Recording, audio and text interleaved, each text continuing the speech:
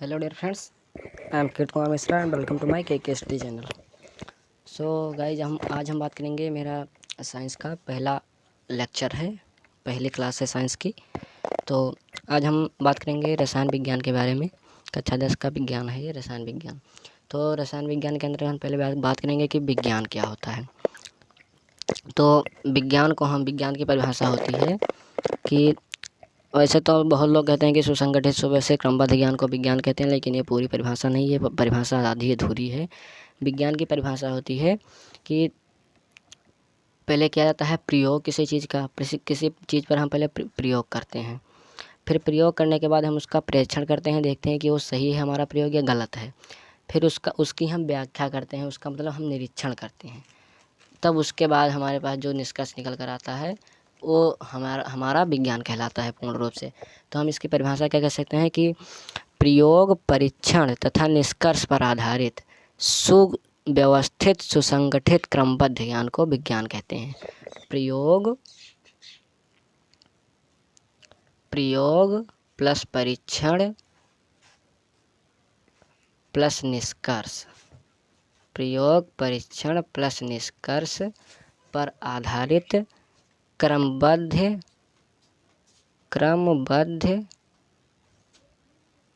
सुसंगठित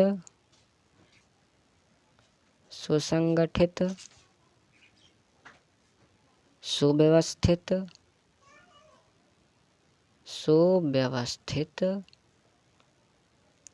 ज्ञान को विज्ञान कहते हैं। मतलब विज्ञान की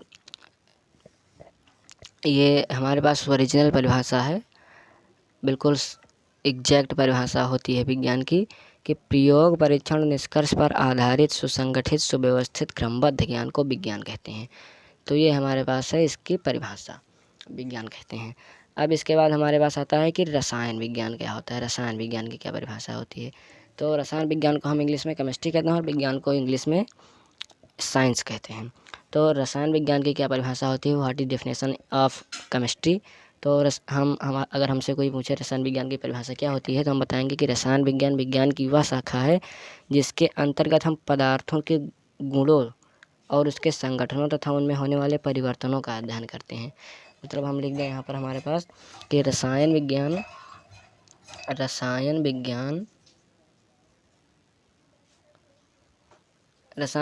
की वह शाखा है, आप लोग लिख लीजिएगा। हम लिख दे रहे हैं जिसमें पदार्थों का वह शाखा है, लिख दें वह शाखा है। विज्ञान की वह शाखा आप लोग लिख लीजिएगा। रसायन विज्ञान की वह शाखा है जिसमें हम पदार्थ के संघटनों मतलब कंपाउंड्स जो होते हैं हमारे पास, COMPOUNDS, कंपाउंड पदार्थ के संगठनों, गुणों पदार्थ के संगठनों, फिर गुणों प्रॉपर्टीज, गुणों पदार्थ के संगठनों, गुणों तथा उनमें होने वाले रासायनिक परिवर्तनों का अध्ययन करते हैं तथा उनमें होने वाले परिवर्तनों का अध्ययन करते हैं। मतलब रसायन विज्ञान की वह शाखा है जिसके अंतर्गत हम पदार्थों के संगठनों, गुणों तथा उनमें होने वाले रासायनिक परिवर्तनों का हम अध्ययन करते हैं। तो हमारा रसायन विज्ञान कहलाता है। मतलब हमारे पास रसायन विज्ञान की एग्जैक्ट परिभाषा ये होती है। अब हम रसायन विज्ञान में हाई स्कूल में हमारे पास पहला चैप्टर होता है कि रासायनिक अभिक्रियाएं एवं समीकरण। पहला चैप्टर है, the first chapter is chemical reactions and equation.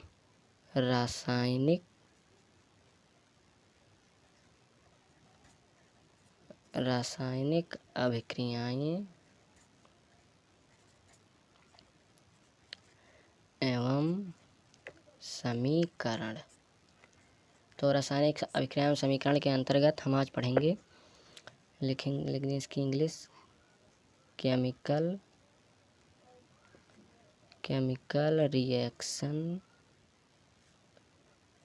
Reactions and equations. रासायनिक अभिक्रियाएं एवं समीकरण। तो हम पहले देखेंगे कि रासायनिक अभिक्रियाएं क्या होती हैं। तो रासायनिक अभिक्रियाएं होती हैं जब हम किसी पदार्थ का किसी दो या दो से अधिक पदार्थ का जब हम आपस में रिएक्शन करवाते हैं तो एक नया पदार्थ हमारे पास बनकर आ जाता है, तो उसी को हम रासायनिक अभिक्रिया कहते हैं। तो रासायनिक अभिक्रिया में क्या होता है कि जब हम किसी दो पदार्थ को आपस में रिएक्ट करवाते हैं, उनका हम अभिक्रिया करवाते हैं, तो हमारे पास एक नया समीकरण बनकर आ जाता है, एक नया पदार्थ बन जाता है, उसे हम रासायनिक अभिक्रिया कहते हैं। तो अब रासायनिक अभिक्रिया में हम क्या होता है, जैसे कोई हमारे पास एक पदार्थ है ए और एक पदार्थ है बी, उसका हमने रिएक्शन करवाया, हमारे पास कोई नया पदार्थ बनकर आ गया सी, तो इसी को हम कहते हैं रासायनिक अभिक्रियाएँ। तो अब रासायनिक अभिक्रिया हमारे पास हमारे पास कई प्रकार की रासायनिक अभिक्रिया होती है। एक संतुलित रासायनिक अभिक्रिया होती है, एक असंतुलित रासायनिक अभिक्रिया होती है। तो उसमें संतुलित रासायनिक अभिक्रिया क्या होती है कि जिसमें हमारे पास पहले हम लिख दें कि जो हमारे पास तीर का निशान होता है, जैसे ये बी लिखा है, इधर आ गया हमारे पास सी, तो इसको हम कहते हैं, हमारे पास होता है तीर का निशान, इसको कहते हैं तीर। तो आप लोग ये जानते होंगे। और तीर के जो बाईं ओर होता है, इसे हम कहते हैं अभिकारक, मतलब कि एजेंट, अभिकारक, इंग्लिश में इसको हम एजेंट कहते हैं। इधर होता है जो तीर के बाईं ओर, उसको हम अभिकारक कहते हैं, और तीर के दाईं ओर जो होता है हमारे पास उत्पाद जो बनकर आता है, तो उसे हम उत्पाद कहते हैं, मतलब प्रोडक्ट उत्पाद कहते हैं। तो यह है कुछ basic knowledge about chemical reactions. तो ये हमारे पास कुछ सम इम्पॉर्टेंट नॉलेज था, बेसिक नॉलेज अबाउट रासायनिक अभिक्रिया समीकरण के अंतर्गत। तो अब हम बात करेंगे कि रासायनिक समीकरण क्या होता है। अगली हेडिंग है हमारे पास कि रासायनिक समीकरण क्या होता है।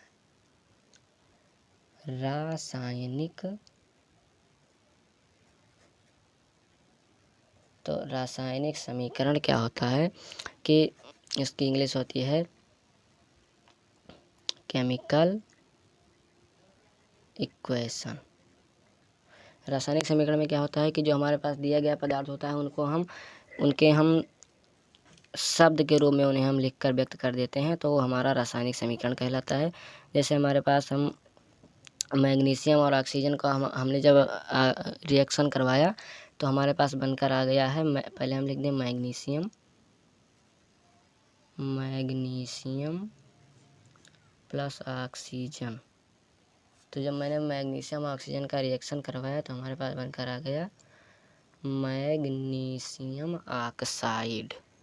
मैग्नीशियम ऑक्साइड बन गया। तो जो हमारे पास ये लिखा गया है शब्द समीकरण, इसको कहते हैं, जो हमारे पास जो हम शब्द के रूप में लिखते हैं, तो शब्द समीकरण कहलाता है। और जब हम उन्हें एक विशेष नियम के आधार पर हम उन्हें एक शब्दों के रूप में लिख देते हैं, उन्हें क्या कहते हैं, प्रतीक के रूप में जब हम उसको व्यक्त करते हैं, तो हमारा वो रासायनिक समीकरण कहलाता है। तो अब हम मैग्नीशियम ऑक्साइड को हमारे पास शब्द में लिखा गया है पहले, तो हम इसको मैग्नीशियम का हमारे पास प्रतीक होता है Mg और ऑक्सीजन का होता है O। तो जब हम इसको इस फॉर्म में लिख देंगे, तो हमारा ये जो होगा, इसे हम रासायनिक समीकरण कहेंगे।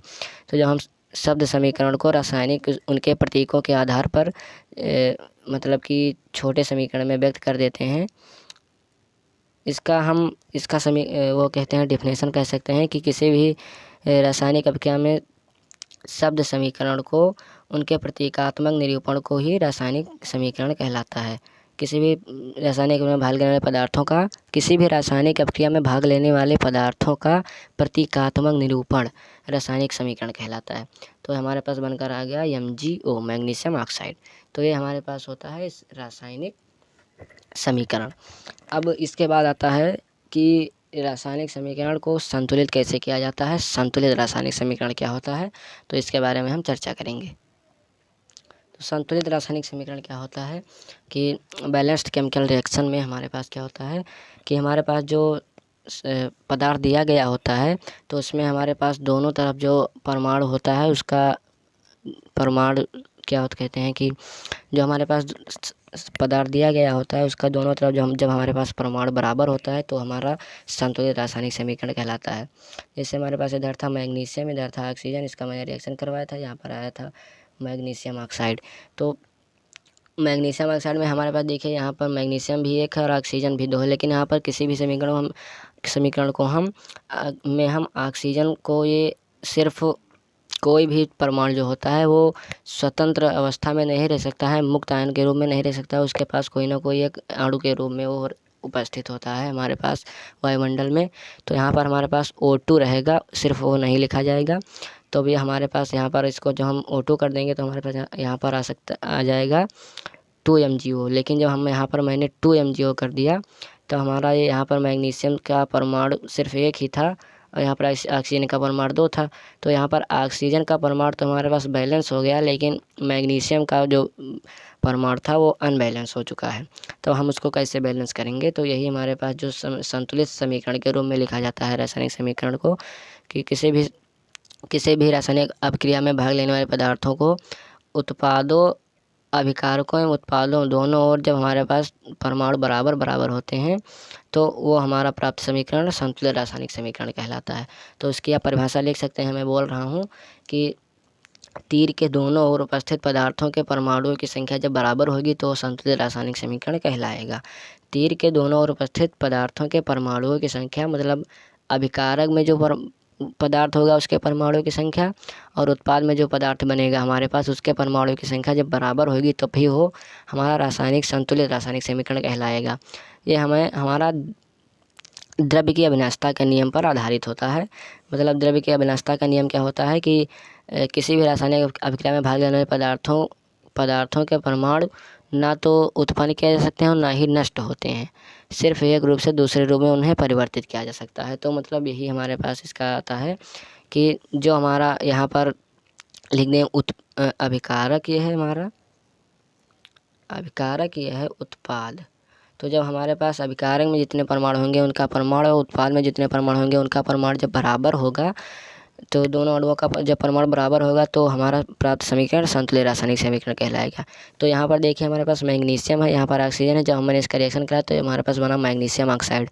लेकिन यहाँ पर देखिए ऑक्सीजन का परमाणु तो ये 2 हो चुका है, यहाँ पर 2 था, इसमें इधर भी 2 हो चुका है, लेकिन यहाँ पर मैग्नीशियम का जो परमाणु है वो बराबर नहीं है, तो इसके लिए हम यहाँ पर 2 लिख देंगे। अब हमारे पास जो समीकरण बन चुका है 2 MgO + O2 = 2 MgO, ये हमारा संतुलित रासायनिक समीकरण बन चुका है।